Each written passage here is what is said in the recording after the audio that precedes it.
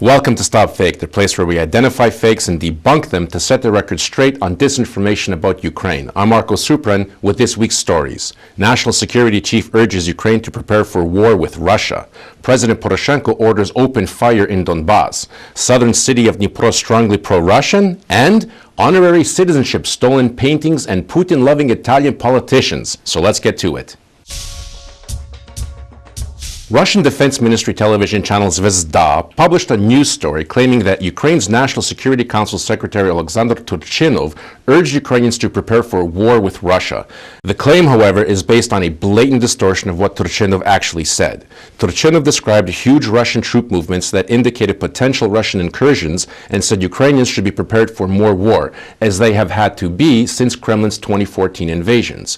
Not only does Zvezda twist Turchinov's meaning, they also call the Russian troops amassed on the Ukrainian border mythical. Meanwhile, another Russian nationalist pro-Kremlin site, Tsargrad, calls Turchinov, quote, one of the leaders of Ukraine's party of war, who earlier called for increasing Ukrainian military presence in the Sea of Azov. Responding to a question about the Minsk negotiation process aimed at resolving the war in eastern Donbas, Turchinov pointed out that, unfortunately, Russia is working on exacerbating the problem. They not only have the troops in the occupied territories of Donetsk and Luhansk regions, they are also amassing more troops on the Russian-Ukrainian border. He explained that the number of Russian troops on the border today is comparable to that of 2014, when the Russian Federation Council voted to deploy those troops in Ukraine. Turchinov emphasized, quote, this is a serious threat and not simply a show of strength. It is too expensive to be just a show of strength. They can begin hostilities at a moment's notice, and we must understand this and be ready. On October 11th, President Petro Poroshenko delivered a speech during a visit to the Clear Sky military exercise in the western Ukrainian Khmelnytsky region. Russian media distorted his speech, concluding that Ukraine's commander-in-chief, President Petro Poroshenko, allegedly ordered an offensive in Russian-occupied Donbas in order to save lives. Now, President Poroshenko did address the troops and called on Ukraine's military to save people's lives. Russian media distorted his words, however, claiming that in order to achieve this goal, he was calling on soldiers to open fire. In fact, Poroshenko spoke only of opening fire to prevent the loss of lives. Quote, we must be prepared for every situation, both defensive and offensive. We must not give in to provocation in the war zone. However, I allow and order the use of all force available to you as return fire to save the lives of our people, Poroshenko said. On February 14, 2018, Ukraine's cabinet of ministers amended the protocol for the use of weapons and military equipment in eastern Ukraine. The new guidelines state that opening fire is permitted only when absolutely unavoidable and when defense is not possible by any other means. Any response should be proportional to the firepower used by the aggressor and casualties kept to the minimum required for a successful defense.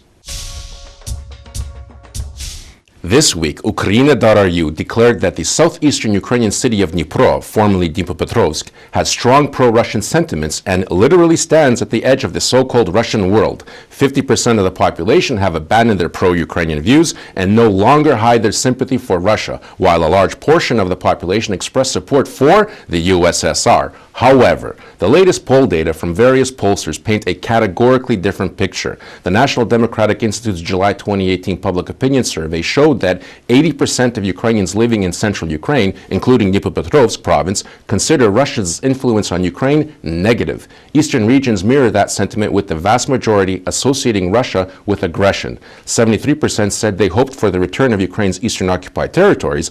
Only 3% said they support union with Russia. According to the Kyiv International Institute of Sociology, only 12% of Dnipro residents support joining Russia's customs union, while 47% support integrating with the EU.